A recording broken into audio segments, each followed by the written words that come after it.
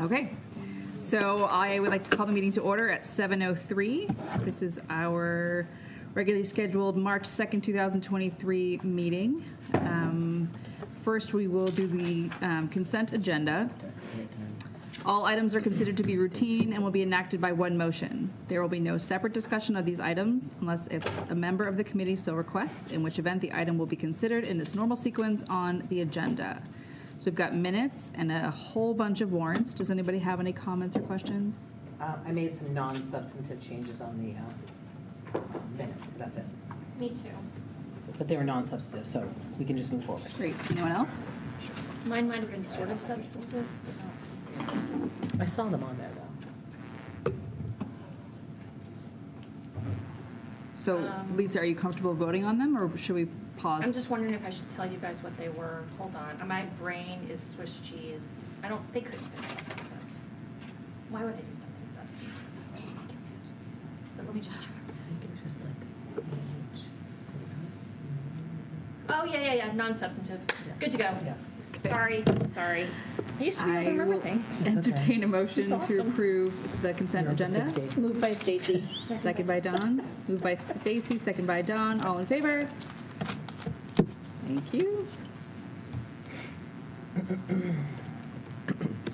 Students, hi. Hi. So good to see you. See you too. So the first thing we have is spring sports registration is out and due on March 8th. And then also on March 8th is the senior showcase, which is like a talent show that all the seniors put on. And then happening right now is the preview performance by theater for the METG competition. And they're accepting donations right now. So, and then also girls basketball made playoffs for the first time in 6 years. So they won their play-in game yesterday and have their next game at Foxborough tomorrow. The Environmental Club, they're painting a mural outside the greenhouse right now. And then boys swim is TVL large champions back-to-back, so last year and this year. The class of 2024 is doing their annual food pantry scavenger hunt. There's a blood drive going on at HHS on March 21st. The Jack Quinley 3v3 basketball tournament is March 16th at 5 o'clock. State competition this weekend for academic decathlon and science olympiad at Wentworth for all Massachusetts teams, and we have about 15 students participating. DECA States, which is like the business club, is the weekend of March 9th through the 11th at Heinz Convention Center in Boston, and we have about 28 qualified students attending. That's all we have. Haley, do you want townspeople to sign up for the blood drive, or is that just for like students and staff of the school during the day? I think it's just students and staff during the day. Just students and yeah. Great. That's all. I'm sorry, can you just say again how many students are going to the DECA States? 28. Yes. 28. Yes. That's so great. Yeah. All right. Thank you. Thank you. School committee individual comments? Bye, thanks. Stacy. So last night, the Envisioning Future Holliston Committee met with the consultants that we have hired, Barry Dunn. It was, in addition, we had the community member, invited community members to sit in on the meeting and provide some of their feedback. So we are starting. It's exciting. As soon as I have more specific dates and information, I'll share it out to the committee. But I'm really excited. We met. 2 of the consultants were in person, and the other 3 were online. I think it's exciting and more good stuff to come. Great. Thanks. Okay. So I just want to remind everybody that the event put on by Diverse Holliston, as well as Mindshare, the Holliston Public Schools, CPAC, Youth and Family Services, and the community are putting on their event, How to Have Conversations with Our Children for Greater Inclusion, which is basically talking to parents about how to have these tough conversations with our kids. It's Wednesday, March 7th, 6:30 to 8:30 here in the high school library. You can also Zoom in to that. And I would assume that if you want the Zoom link, you could certainly look at the Diverse Holliston Facebook page or Diverse Holliston website, and it'll probably be publicized more widely as well. Did you say it was Tuesday the 7th? Yeah. Yeah, I'm sorry, Tuesday the 7th. I said Wednesday, but it's Tuesday the 7th. Thank you. Great. Susan, wasn't it in your newsletter? I think it was. I think so, and Joni's gonna resend it tomorrow, because she's gonna be sending out something as well. I just had one thing. We had office hours at Coffee Haven / Blue Moon. I don't know what they're calling themselves right now. Is it still is it Blue Moon? Coffee Haven, they Oh, have sure. shirts. It's still called. All right, well, okay. Well, if they have shirts. I don't know why I thought that it was Blue Moon, but. That's the requirement. I would think so, Cool. too. They have shirts. They have, gift cards. So we had office hours yesterday morning with Stacy and Minnie and I, and we had 3 visitors. Very exciting. None of them were very much budget related, but that's okay because we like to hear from people. So please reach out to us. Come to our office hours. They are posted. And thanks. Thank you. Anyone else? All right. There was nobody who reached out for public comment, so we will go straight to superintendent's goals updates.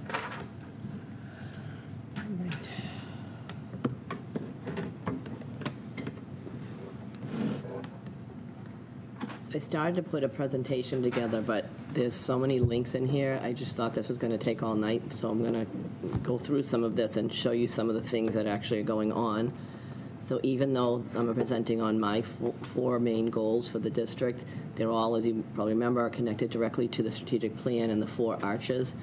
And the arches are also connected to the different roles in our central leadership team and then also to the school improvement plans as well.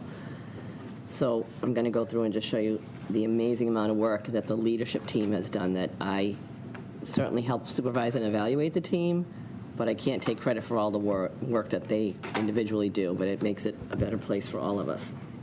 So under Arch 1, communication practices, my goal was to increase and ensure a transparent process for consistent, effective communication between and among administration, schools, staff, parents, and the community to address student achievement opportunities and areas for improvement. So I know that's been an ongoing goal of mine, but each year we keep increasing and trying to ramp up the expectations on that. So one of my action steps around community stakeholders, I've made a concerted effort to try to communicate in multiple ways this year. Bright Arrow has been an ongoing communication tool. And then we've added SMORE. The website has, I'll go down and show you some of the progress we made on the website. I've been tweeting, we've been adding it to Facebook. I do have an Instagram account, I just haven't had a chance to get that up and running, but just trying to connect to every audience that we could possibly connect to. But I am going to show you some of the amazing things that have been happening on the website. So, well, actually a little further, I have the links to all the different pages. On the main page, you'll see, if you scroll down, typically what happens every time I send out either through Bright Arrow, and our SMORE newsletters are attached to that, and then Julie Marshall, who's currently in the role, is updating all of the communications that go out, so those are on the main page. And if you scroll down further on the page, you'll see, in addition to some of the other things that are happening from the calendar, the social media gets updated as well. So when I tweet out things, it gets updated there. If we usually the Facebook, when there's current things happening there. Oh, there it is, the Holliston 2-hour delay. So we're trying to get things out as many ways as possible so people have access to information in the community. And then let's see. Well, I already mentioned Twitter, but Twitter is where a lot of times when I'm visiting schools, I try to get pictures out of students. I think Instagram's a little bit better for that, but it's just a matter of how much time I have in my day to get all this information out as well. I'm going to show you the updates to the policy page. I felt we were a little disorganized in this area, and I wanted to make an effort because this is your communication platform. So I had asked Julie to revamp this page for you. So you'll see that we're trying to put particular presentations updated. So clearly the budget presentation is a big part of your responsibility to approve the budget. So we added that updated presentation there. And the policy page was a concern, so I really wanted to make sure we streamlined that. Some of you have already seen the changes there, but it's much more efficient by section, much easier to find things. It's organized. It's everything's titled appropriately. So that's been, I think, a huge huge progress on this page. And you'll see as we go through all of these pages, just we're trying to keep them more consistent, so you've got all the tabs on the left, and it will take you to the places that you want to go. If you'd like, what? Can you stay on that for just a second? I wanted to point out what Dan McLeod wanted us to point out. Oh, yes. You go to meeting presentations 22, 23. If you click on that. Yes, that was added recently. Yeah. So that was another thing I said, every time we have a presentation, people aren't here to be able to have them access that. So he went back for me and put all of these presentations on there, so look at that. And One you can thing he scroll. did, though, I just want to point out, which is, I think, pretty incredible. You can scroll back up to the top. They made tags Yeah, I see that. for everything, so you can either look at everything, or if you want to just focus on, budget, you can go directly there. That's great. Thanks, Dan. So I mean, when we moved everything over from the previous website to Final Site, it was clunky, and so we kind of had to start over and rebuild. So it's taken some time, but I feel like this year, in a short amount of time, we've made a huge amount of progress. Let me go back. So that's the school committee's page, and then Safe and Supportive Schools was also implemented this year. Jerry Alvernay, as you know, did a lot of work on this, but he wanted us to go through and clearly to approve things and make sure it was what the district leadership team wanted. So he's continuing to add resources here. As you know, he does also, when he does his presentations, he's very good about doing voiceover and things like that. He's not as shy as I am. I don't like to be on camera, but I have to be. So he's often will do it with a video presentation as well, which is nice. Just a lot of resources there. And then it also connects over to, if you go to the student supports page, it's also that some of the links come back, because sometimes you don't find it one place. We want to have more opportunities as well. Another area that we made a lot of progress is health. The health office has revamped their page, and part of this is also trying to train multiple people to do this work, because when you have one or two people own it, it wasn't getting done. So we're trying to do a lot more cross-training as well. So they've developed their mission statement. Again, you'll see the streamlining, the neat tabs on the left as much as possible, just to kind of have some consistency and patterns as well. I think it looks great, and I'm really proud of the work that the nurses have done on it as well. Same thing with Lynn Koenig and Food Services. Similarly, we've got, pretty much whatever you need there, but if there's something that people need and want, I hope they will reach out, because if they email one of us, we can see if there's a place. I mean, now that it's organized, it's a lot easier to add some of this information when people are seeking it. What else? Oh, curriculum. Well, Joni and I are very excited, because you've been hearing us talk. We've had this reorganization with our curriculum department, and we're really trying to make the curriculum transparent, because curriculum is being taught in Holliston Public Schools, but it wasn't all necessarily showing on the website, and not everything will. But there is some information related to the Mass Curriculum Standards that we should be showing, because we are teaching this, and we want parents to understand what we are teaching their children as well. They're not going to get all the fine details, but they're going to get the global information. So we are now, just as of today, right, Joni? Correct. This is just launched today. The 3 curriculum coordinators and Joni have worked incredibly hard, also with our department leaders and our grade level leaders and team leaders, and this is our newly updated curriculum page. Dan and Julie, too. Yes, Dan and Julie have done an incredible amount of work as well. So they've tied the academic vision back to DESE, you'll see on the right. That's the Mass Department of Elementary and Secondary Education. And under that, this is all DESE's information, but it links you right to DESE's website, what the Mass frameworks are, the DESE report card for Holliston, the DCAP, and all the other DESE things that we're required to relate back to. The most important things that I think is recent that we want to put up, share out to you is we approved the district curriculum review cycle. Joni and her 3 main coordinators have worked on this in the fall. It's ready to launch now. It's been out. But this is the new process that we're doing. I think we found during COVID that we weren't keeping up a regular cycle of reviewing the different content areas. So this now is the new guide that it was put out a few months ago, but it's just accessible now better on the website. So this is the process that they're using. And I think you have 2 teams going right now for curriculum review, right? Yes. Secondary ELA and math pre-K through 12. But this is what I think we're most excited to share, the curriculum map standards by units. It's not complete, because this is a ton of work, but just given the fact that we just started this new team over the summer, And under Joni's leadership, I'm going to share with you some of the ones that I think really highlight some of the progress we've done in this area. So we had, let's see, I thought I put them in, oh, you know what, I put them down further. So let me just swing down because it's also tied to teaching and learning. So I'm going to show you some of the new maps here. Under grade 6 math, it was, right, Joni? Right. So this is the format we're using by month, and we're going to be adding something on the top of the main page because it's not a definitive science. If we say we're teaching certain things for 20 days, it doesn't mean on the 21st day we might not be still teaching that. So we want people to know that these curriculum is fluid. These are guidelines, but they're not set in steel, but they're approximate because we do want to make sure that students have equitable access to curriculum. So if you open up the units here, this is one unit of 6th grade math on number sense. And now you'll see that it outlines the number system and the standards. And as you go down further, explains what number sense means, the different standards that they're teaching, ratios and proportional relationships. So this is what students are learning.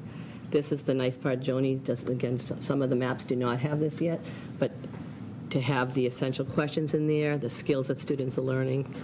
It's a ton of work, and it's impressive just how much has happened in such a short amount of time. Yeah. Very proud of that team. Yeah. I'm Incredible. just floored by it, honestly. It's so much work to put all that together. And then teachers will access each of these maps, but the teachers will have access to another layer of that, and will be linking in all of their assessments and all of their, any lessons that they're teaching common. But the parents and students will not have access to that because we can't be having assessments on there and students knowing what the questions are going to be, right? But it'll all link back to the main documents, so we're not duplicating. Another one that I'm going to highlight is grade 5 wellness. Before I got here, they had just done a wellness review, and then, of course, we didn't have a chance to implement that, so now we're in the process trying to making sure that the wellness standards are being documented here. So again, And you you click can on see. wellness, scroll back up. Oh, did I hit the wrong one? Your art. Oh, There you thank go. you, yep. Yep. All right, so here are some of the wellness units. And of course, IDA is helping to oversee wellness, cooperative game activities. Again, you see the mass learning standards at the top there. So these are some of the ones that are further along, and we'll get there over time with everything. And there's one more that I'd like to highlight. Can you just show Oh. the standards in there Oh, too? sorry, just so yeah. you they can see the alternative way you can get there? Oh, okay, You yeah. go back to grade 5 wellness. Mm-hmm. And just click on the standards one. So if you just wanted to see that, it's pulled out. So you'll have the standards on a separate page too. Yeah, so everything's outlined. All right, and then, I think, Amanda, when we talked about the high school's more confusing, and earlier in the year when we were talking about this process, we were struggling with what's the best way to show that, because I don't want them saying, okay, this is what we're doing first half of the year and second, so they came up with a nice template for that as well. And again, this was all created by the team. This was not, this was not stuff that was, they spent a lot of time trying to decide and work together to, was it one particular There's subject? science and technology. Okay. And just pick like biology. Okay. It's fine. So if you see, if we're teaching biology CP2 twice that year, you get 2 different groups of students. So rather than duplicate it September to January, and then the second half, it's the same content repeated to another group of students. So this was a nice way to show it. And then some of the standards being updated there as well. So it's a tremendous amount of work, and I think we've been very fortunate with the team that we've developed together. And the district-wide assessment, I don't think I have that linked here, Joni. Did you want to talk about that at all, about how you're sharing out the calendar with staff? Yes, so every of the three curriculum coordinators are working with the teachers to find out what are all the assessments. There is an internal district assessment calendar that we can see, and then once we have it all developed, we are analyzing, are we over assessing, are we using 2 tools to do the same assessing, which one's better, which one fits Holliston better. So that's all in the works still. And I think part of what we're trying to do is also make sure we're not putting too many things on at the same time, because also, as you know, a lot of this needs technology to take place. So our technology team has to assist at the building, so we have to really spread things out and make sure we're not overlapping too much so we can accomplish what we need to accomplish. I think I already showed you the review process, so I won't go back to that one again. And that's taking me down, so I already mentioned the curriculum review process was done in the fall. That's the template that I showed you. The 2 review teams is already done. So again, it's only March, and I just presented these goals in January, but of course we started them at the beginning of the year, and it's a tremendous amount of work. The curriculum team has also started creating their community newsletters on SMORE and sending those out. So their first one was in December. You probably saw that come out. And you can see on the top right, it shows that there were 3,359 hits on that. So people do seem to be interested in reading this information because they're opening it up and accessing it. Doesn't mean they're reading every word, but they've been setting up, when we send these out, we're setting it up with specific headers, so you can pick and choose the areas that you want to focus on. But this really laid out all the work that they've been doing. All right, let me go back up to, I think I skipped right over to I skipped over a lot of things. I'm going to go back up to the top. Some of the work that we've been trying to do is increase family engagement, and 2 of the things that we've done in the fall as a central office leadership team, some of us took part in we did 2 presentations in the fall. If you recall, we presented the strategic plan. I think, Stacy, you were here when we presented in the library, and then we did the same presentation by Zoom. Again, our goal is to try to get access to as many people. So this was a presentation. It's based off of what we did for you in May when we presented the strategic plan, but when we did that for families as well. You've also seen that we have sent out quarterly the larger community newsletters that we're doing at central office. I have 2 of them linked here.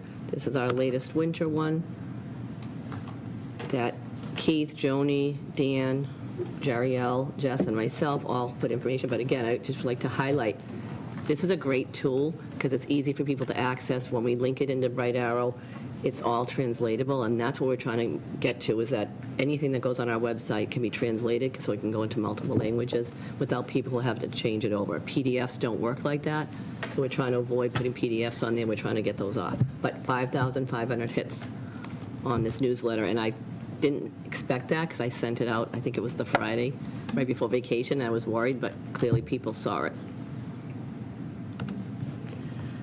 What else we've been doing here? Let's see. Surveys. Anytime something comes up to try to get information out, we continue to survey. I did 2 surveys to families related to getting COVID test kits out in December and February. And then same with staff. We got test kits out to them December and February, so just quick surveys for that. The other surveys that we've been working on, Holliston Innovates. I'm going to show you. This was the survey for PD. Joni and her team, when they present topics for PD, every single PD, a PD feedback survey is sent out to staff, and we've been getting a great amount of feedback from people, and it helps us determine what content we want to sustain or what might not be hitting the mark, and we continue to revise each time. So it's a quick survey for staff, and Joni, we've been giving them time at the very end of the PD day to try to do that before they exit, right? I feel like we've been getting an increase. At one point, we weren't getting a lot of responses, and I feel like we've been getting a lot more response because we're trying to make sure they do it before they leave. And then the PD console also receives the responses. And talks about the different data, and that helps, again, make the decisions for the future. All right, another thing I mentioned related to family engagement, but responding to some of the concerns we've had. You've heard me talk about the hate speech in the past. It's been a little bit quiet lately. I'm hoping that's a good sign. I know. But when we had some incidents in the fall, particularly at Rams, we had more there. So as the leadership team at Rams, we joined at a parent forum, and I was a little worried about it because it was, a very difficult topic, but I felt like it was widely received and people were appreciative, and some had said to me, do you really want to have that kind of open forum that could go really viral? And I said, it's about transparency. So I think we did the right thing, and I feel like we're trying to build trust in all of these ways by sharing this information. All right, now moving on to Arch 2. In my goal to try to actively work to increase capacity as a mentor to the leadership team as we work toward a safe and supportive learning and social environment where each member of the education community can flourish in a respectful, inclusive, and productive environment.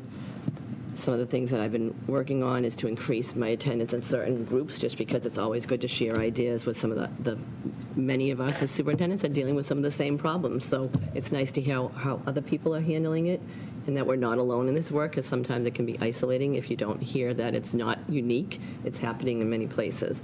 So I do attend the Tech and Tri-County Superintendent Job Alikes. I always attend the Mass Fall Conference, the Mass Superintendent Conference in the summer. I left some of them off there, but tomorrow we're attending, Catherine's attending, I believe, with us, and the three of us are going to be attending the legislative breakfast in Newton. So that'll be a great networking opportunity to tell our legislators some of the things that we're concerned about related to budget at the state and federal level, and they're good to hear us for that. Some of the other things I'm trying to work on is really seeking any opportunities outside of the district to see how we can do work in addition to all that we're doing in district. What can we do related to safe and supportive schools? So as you heard me talk earlier, I had connected us with Project 351, or we've been doing Project 351 prior to this. We brought in Michaela Campbell, who's our alumni that now works for them, so she's a great access and support system for us. And now that she's working there, we had heard about I had seen and heard the Celtics Playbook Initiative as well. It's a very coveted opportunity because there are very few opportunities throughout the state. At the Project 351 level, every single district is allowed to send a representative in 8th grade, and they stay with them and they mentor them, and they become very good at public speaking, but they also teach about diversity and equity and inclusion and supporting students at the school level. But the Celtics Playbook is a much smaller group. So we now have, I'll show you the website, we have 2 students that volunteered. We had a number volunteer, but 2 students were selected, and Sarah Kuhn volunteered to be their mentor and advisor. So I'm very excited to hear, as of today, I was finding out that they are actually doing their first lesson. They've attended a number of training. They went to a full-day training on a Saturday, and I want to say early January. Then the students have attended Zoom sessions. Sarah Kuhn has attended sessions with them and without them, and they are ready to launch their first training we have a classroom of middle school students that were selected, and they will become the trainers at the middle school. So their first lesson is taking place on Monday, so I'll let you know how that goes. But they're a little nervous, but they're excited, and I'm excited that group of 7th graders will then be in the school for another year, and hopefully they can help train the 6th and 7th graders next year when they're 8th graders. Mm-hmm. So it's a great initiative, and we did have to apply for that, and I wasn't sure if we would get it, but we were only one of 6 districts that was chosen for that opportunity, so I'm excited to see the work come to fruition. Also, both Jariel and Joni, as you probably heard me talk about, they had applied for Influence 100, which is also pretty hard. They don't select a lot of people for that, Joni. Do you know how many people are in that group? 25, 28, something like that. Yeah, they do one cohort a year, and it's a 2-year program, and it's really about aspiring leaders, potentially becoming aspiring superintendents. So as part of that, I attend some of the meetings with them. Some of them have been, I think I attended a full day in Bridgewater. We've had some 2- and 3-hour Zoom sessions. Joni and Jariel have attended a bunch of them, but also, particularly Jariel, because Joni attends a lot of the meetings that I do, but in Jariel's role, he doesn't necessarily, so I've had him shadowing a lot of my things, so he can see how fun this job really is, in case he does decide to go there. Recently, I had him shadow me at the department head meeting at Town Hall, and I think it's just nice for him to see the collaborative relationship we have with the town as well. And you've probably seen him popping into budget meetings lately and some of the policy meetings, so I want to expose him in that, because Joni's already fortunate enough to have those experiences many times, but she's welcome to join me in anything else. But you've been also attending some of the Tri-County meetings with me, with superintendents as well. So, but there is I put the link in here to the DESE website that explains it a little bit more, but I know I had talked about it in the past. But I don't think when Jeriel and Joni applied and I signed off on it, we knew how much time it was going to take. It is a big commitment, but I think it's worth the effort. Also, I think I've had 2 at each building, 3 maybe at the middle school. I started my student advisory meetings last year, and that's been a commitment that I'm really passionate about. So I'm trying to do those meetings quarterly at each grade level or each building level. They've been scheduled and attended, and I think I've had 30 students at Miller because they have, every time I go, it's a different group, but they have a leader per, I don't know if they do a monthly leader, but when my meetings come up, it's always a new group with 30 students. So I said to them, could you please put name tags on, because I really have having a hard time with 30. But at the pre-K2 level, I've had the same students, and it's interesting. They're not shy at all. You know, there's a couple of hesitant ones, but now I've had the same group 2 or 3 times, and they're getting much more comfortable and very informative. And they tell me exactly what I need to hear and how I can do better at my job. So I'm excited about that in a good way. And, you know, it was nice the last time, the high school, because it's, sometimes they're off in many different places during DSB, and that's the time that I'm scheduled to meet with them. So I don't know that they were necessarily understanding what the intent was. So I sent a personal email out to the group, and I found the last time I did that, I had a much larger attendance, and I'm hoping, I keep reminding the kids when I see them, don't forget to come to see me and talk to me and see if we can make some better decisions together. I'm curious what the kindergartners had to share about what you could do to improve. Mostly it's about wanting more recess, you know. Recess, more But ice cream in the I think cafeteria. last year, and it came up this year too, I think I told you, I was surprised that little ones were talking about cameras in the hallway. And it was a different student this time, because some of them, they do some videos. Sometimes the principal and some of the staff will do little videos about what appropriate behavior is, and what do they call it, Joey? Expected and unexpected. Expected and unexpected, thank you. They tell me about the expected and unexpected. So one of the children would tell me that some of the unexpected behavior is that children run in the hallway. And they don't like that. So they thought, well, if I got cameras in the hallways, then maybe students wouldn't run in the hallways. So that was Catch those Catch them. lawbreakers. Yep.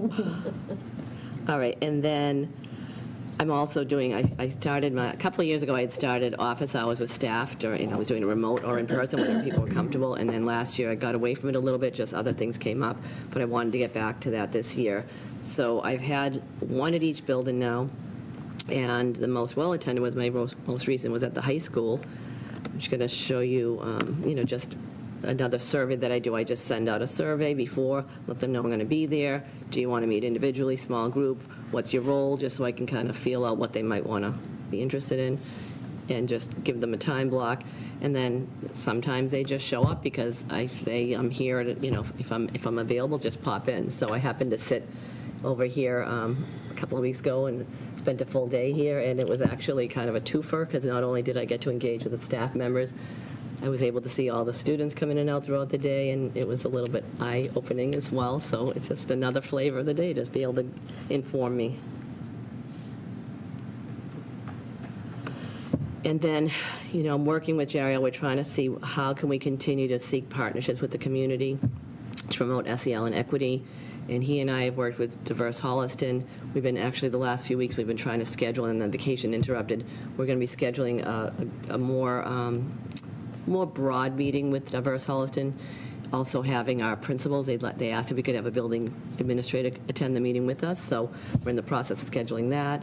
I've attended some of the events at Temple Beth Torah, Celebrate Holliston. I've attended with Joni is also too. Joni's been better than me because she actually sits and volunteers. I just walk around and go visit everybody, but I like to see the kids too, and I think you get to do that, Joni, when you're there too, right? But really, trying to just make some more solid partnerships. You've seen some of that with some of the events coming out, even the one next week with Jeriel is partnering with them for a lot of that work. And just under teaching and learning, I talked a lot about curriculum and instruction and all the new roles that we've developed here, and I showed you already all the work with the standards by month that Joni and her team have accomplished. But in addition, Joni and I meet weekly, but I'd like to say pretty much daily, because we're always checking in But she does invite me also. She has every Monday, she meets with the 3 coordinators, and they work on a lot of initiatives together. And then periodically, she'll ask me to pop in, and they'll share all the work they've been doing, and sometimes ask if this is the direction we want to continue going. So it's a real partnership and a great team. And again, kudos to Joni for organizing that team so well. I shared the maps already, so I won't do that again. I shared the curriculum review process. There's a lot of overlap, as you know, between the arches, so you'll see things come up more than once. And then lastly, under my goal for talent and resources, that I will develop and implement a model for learning walks in all 4 schools, as well as help support the growth and capacity of the administrative team to become better equipped to utilize the evaluation tool in providing educators with effective feedback to improve student learning outcomes. So we actually had our very first learning walk today.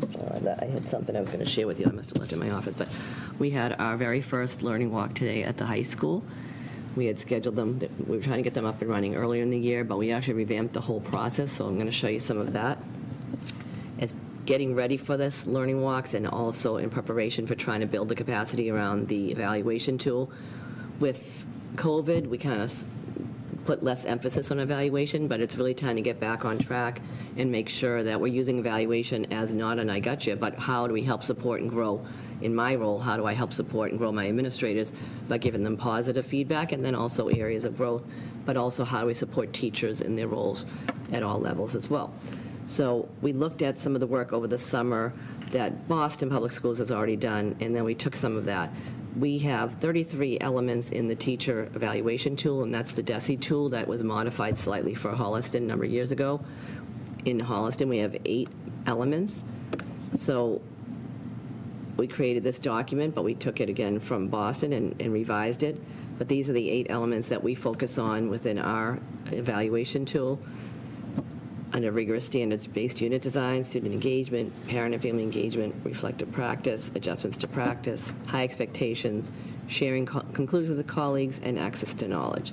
I won't go through all of this, but just it's telling you what the rubric will for each of the areas would be, but also under that, as you go through, what does it look like when you're evaluating teachers? What should you see related to adjustment to practice in the classroom? So it's a helpful way to kind of look at each area and gauge kind of where do I assess the teacher so I can help them grow in their capacity. And then similarly, what should this look like for students? So Boston had done a lot of this work. I'm not going to reinvent it, but we did borrow a lot of it. They're very accessible, and then we modified it for Holliston. So this year I gave a little booklet to each of the staff, and I want us to get better about kind of using this when we go into classrooms. But today for learning walks, it's non-evaluative. So even though you should still be looking for some of those things, but in a non-evaluative way. So we created a whole new process during one of our full admin meetings. We broke up into groups, and I'm going to show you some of the work that we did. Prior to our learning walk, we put out a pre-communication letter, and then we created an updated facilitator process and timed all of that out. I'm just going to go through it quickly. You can certainly stop me if you have more questions. Then for every learning thing, we're putting every walkthrough that we do, we put together the teams and a schedule that all the classrooms are going in. So again, 3 teams are in our full admin out of the 18 of us. We divided up and did all this work so we could get started. Then we also created a data collection template. So our learning walkthrough focus for this year, again, we're going very slowly and just trying to get moving again and building some of that trust again. So our focus for this year is that students are engaged in active hands-on learning tasks, including inquiry-based learning with teacher facilitation. And as we go in the classrooms, we focus on what we saw with educators and students related to the focus, what we heard, and what we wonder. And then after that, we have a protocol that we helped develop here for kind of walking through how to analyze that data in our groups when we return. And after we've done some of that discussion, we created a Jamboard. I can show you quickly without going into it, but I think it'd be to see the work that we did today without having to read all the details right now. But let me show you this. Oh, here we go. Oh, that's cool. So when I used to do, I love that. I think here in Holliston, as well as when I was in my previous district, we would take sticky notes and write down all the things we saw and then put them up on Post-its. And I said, Yeah. you know what, why not just put it on the jam board? So we did the jam board, and then as in groups today, we organized it by what we saw, what we heard, what we wonder, and then Nicole and I will communicate out just some of the great things we saw today, and that'll be the final step for that. We were supposed to have one at Miller, but that got delayed because of the snow delay on Tuesday, so we have to reschedule that one. So how many classrooms are you trying to see in a day of walkthroughs? I think we might do more, because we're just getting this kind of easing back into it. Today, we saw 18 classes, 15, because we had 3 teams, and we had to work around the schedule. So each group went to 5 different classrooms. My understanding is in the past, Holliston would sometimes go into 30 or 40 classes. That's a lot, but if you're trying to collect common themes and just, it's, 10 minutes in a class, I think we could do more than 15, but we only did high school and middle school together. I didn't feel like we were just easing in that we should have the entire administrative team come to the building, so we had 12 of us today. We had 5 central office, the 3 middle school administration, and the 4 high school, so there were 12 of us. So we had 3 teams of 4, and we went into our rooms. There's many ways to do it. Sometimes we could break up into groups of 2 and hit more classes. When we were going to Miller on Tuesday, we were going to hit 18 because we were going to hit 6 classes, just again based on the schedule. But you can get a lot in 10 minutes, believe it or not. But it also creates a lot of questions because depending on the timing of the lesson, what would happen next or what did I not see? And that's what you're trying to. And if you're evaluating, which we're not doing, you would be able to have the opportunity to meet with the teacher and ask those questions. But you don't in this process, so you have to just, we talk about what we did see, not what we didn't see in the process. And the only department we did not cover today was counseling for obvious reasons, Yeah. because it's confidential. Right. Yeah, things but going on. my group was in a couple of AP classes. I was in a world language class. I couldn't speak the language, but I could still get the engagement. Attended a science class, service learning class, which I loved. I'm trying to think what else. How did you In English choose? class. Was it random that you're Actually, Nicole put the schedule together Okay. for us, and she really wanted to make sure she hit multiple departments. So, and we were going to get into someone got into some of the art and music classes today. We were in art. Yeah. too. Yeah. So if it was evaluated, would you spend more time in the classroom than 10 minutes or not? It depends, honestly, because sometimes as an administrator, you do frequent check-ins of smaller chunks, so it really depends on how you structure it. I sometimes have sat in classes for 20 or 30 minutes, or sometimes I've broken up and done 3 shorter sections, so it depends on what you're trying to evaluate that day, and also whether it's an announced or an unannounced. Sometimes on an announced visit, you might stay longer, because the teacher would be more relaxed. I feel like on the unannounced, it's almost better to go for shorter amounts of time, because then they're not expecting it, and if they're having a bad day, then I'd rather go back a different day and start over, right? Why evaluate them if it's not, or if they just were shocked by you arriving, So, again, the whole idea is to help grow people, not to catch them off track, right? Right. I can remember a day when a principal came in and he had told me he wanted to teach a science lesson, and he walked in and I was teaching math, and I remember that he had told me he was coming in for science, and I had given him my schedule. And it threw me off, and I just started stammering, and I started, I'm like, I'm teaching the wrong subject. I wasn't. He came in at the wrong time, but just something like that throws you off. And if I'm the administrator, I would have scratched that, and I would have said, I'm going to come back another day. I clearly threw this teacher off, so. Question. Yes. Is that the walkthroughs that we were talking about in superintendent evaluation subcommittee, that we were going to have different? No, Okay. I was just suggesting if you wanted to do walkthrough, because Minnie did that with me last year. We put together a tour, and I think in some of the buildings, the administrator walked with us, and some, you and I just walked alone, and we were just allowed to kind of roam into classrooms, and, I didn't realize that. That was yeah. wonderful, actually. It was really Yeah. But we're gonna I'd be have happy to set something up like that again. this just reminded me. But you're not going to collect anything, or just be in there to, chat with kids. What are you doing today? And that's the most fun, actually. That was a nice part about the first class that I went into today was the service learning, and they were all working in groups, so you're not interrupting. It's hard when the teacher's teaching, you don't want to interrupt and talk to the kids. But when it's a small group lesson, you can ask the kids their objectives and what they're learning, and they were very forthcoming, and they seemed very eager to share the work that they were doing, so that was great. What else? Let's see. So all 4 buildings are going to be doing their learning walks in March, and then we're going to do a second round in May. I shared out, We are going to be working on sharing out the feedback related to the look-fors as we start to improve on the evaluation tool. And this is some of the work that we're going to be doing during the administrator retreat as well. We had Gina Flanagan come in from Accept and did some PD with us, but I still think that, Joni, that we should bring her back in and have some follow-up sessions with that, because we want to really calibrate the tool so that we're kind of using it consistently. It's oftentimes when you don't have the opportunities to calibrate as a team, you find out that it becomes inequitable because it comes too subjective, but as we start calibrating, we're giving more fair and more equitable feedback to staff when we evaluate them as well. So I'm going to stop there as far as, I tried to capture just a lot of the work that's been going on related to those 4 areas, but certainly that doesn't capture all. I mean, I have a hard time sometimes thinking about slowing down, and always want, when you recognize things that are things that we can work on together, I want to jump forward. But I've learned in my long time as an administrator, sometimes you have to go a little bit slow to go fast. When I started to put all this together, though, I was amazed at just, and quite pleased how much we've accomplished in such a short amount of time. I mean, this is all related to the new strategic plan that was just implemented in the fall. So just in that short time, the team's done a great job. Absolutely. Awesome. Should be proud. So, Fantastic. Anybody have any questions or more comments? All right. Great, thank you. Here we go. All right. the so- team is busy. So there's no policy tonight, which means that we're back to you again with the superintendent update. There were 2 things I wanted to share out, and one of them, actually, this is hot off the press, because Keith and I have been trying to figure out a way to get a more rigorous SOI process, as you know, and it's coming close. I'm going to be working on that soon. And there are pieces to this puzzle, this school, that we know need improvement, but we haven't been able to get to the top of the list yet.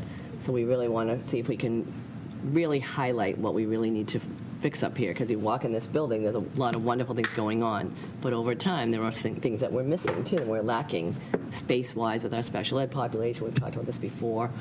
Just the structure of the building creates a lot of limitation. Even just trying to grow and build our music programs, we don't have extra space there, so there are a lot of things that could be improved here, and we're stuck with a building that was not built for the students that we're learning with today.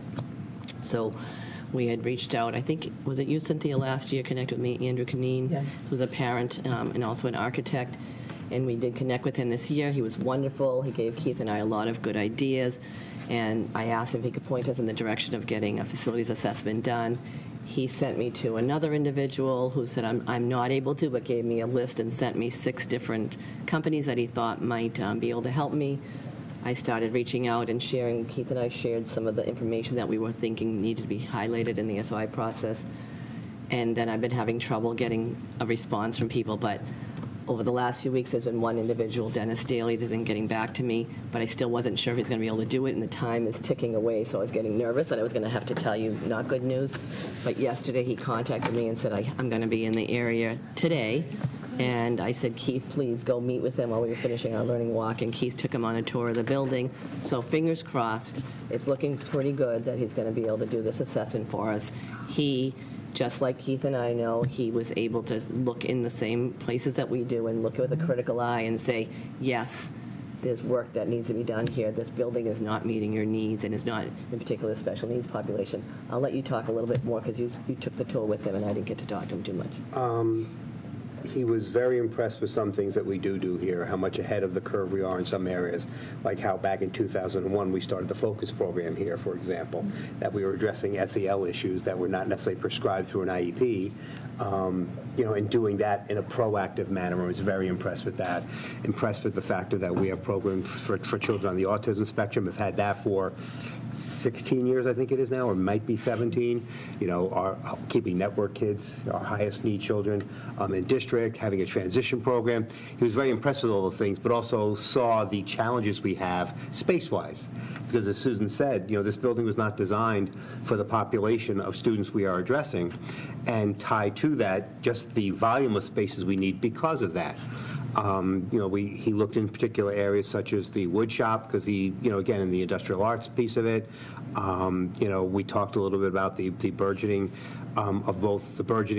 interest in both our after-school robotics as well as some of our in-school pieces, more programming courses, showed them the lab that we use for our programming class, which again, it's the old drafting class, which became the CAD classroom, which is now, we evolve as we go along, but with that, it's the challenges that we have in trying to adapt new uses to old spaces.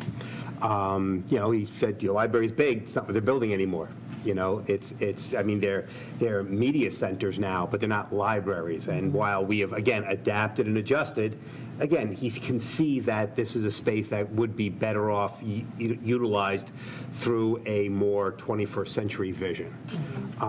Even like the cafeterias in the newer buildings, it's not a big cafeteria anymore. There are multiple places Correct. where students can eat and work, and we have some of that. You see in the hallway every day, students are out there working, but it can be loud there. We need, there's just so many things that we're lacking. Because of that. And he appreciated, we literally went in front of every classroom in the building, and he appreciated the fact that in some cases we have rooms that are predominantly the old one-piece desk and chair put together.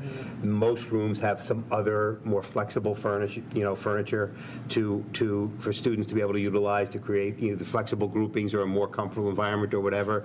He was impressed that we were able to pull all this off. So again, this was one of those good news, bad news things, that these are the types of things that don't help us as we go down the SOI process, but he feels he may be able to help us craft a better story on how we are an innovative. And innovative is often used just for technology, but it's not. That's not what we're talking about here. That we've been such an innovative school district in the programs that we've brought for our children, that to stress more of that and saying how the building is holding us back from taking that next step.